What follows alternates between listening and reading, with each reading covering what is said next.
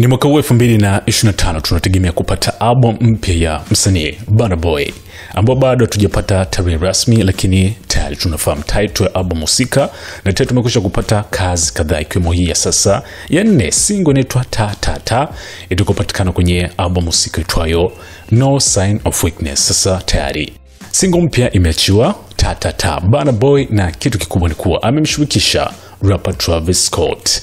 Wiki kadhaa ilikuwa imekwisha kudhibitishwa kwamba Travis Scott ni miongoni mwa wasanii ambao tukomahusu ama ameshirikishwa kwenye album hii ya No Sign of Weakness, ambayo inafuatia baada ya I Told Them, album ambayo ilitoka na kufanya kwake vizuri. So imekuwa hivyo, audio imekwisha kutoka na inapatikana kwenye digital platform zote, na imekuwa wazi kuwa video kazi itatoka rasmi wiki hii siku ya Ijumaa. Ufahamu, huu ni mwendelezo wa Travis Scott kwenye ushirikishwaji wa kazi za wasanii kutokea Afrika.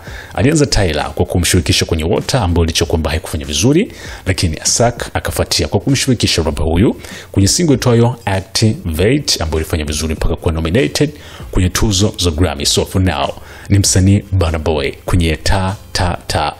It's your time kuenjoy muziki mzuri, na kama unavyofahamu Burna Boy amekuwa ni mtu wa kuvimba sana, hasa kutoa kolabo za wasanii wakubwa kutokea State, and Travis ameweza kuhusu hapa. Hii hapa ni SNS Mini Gen Man.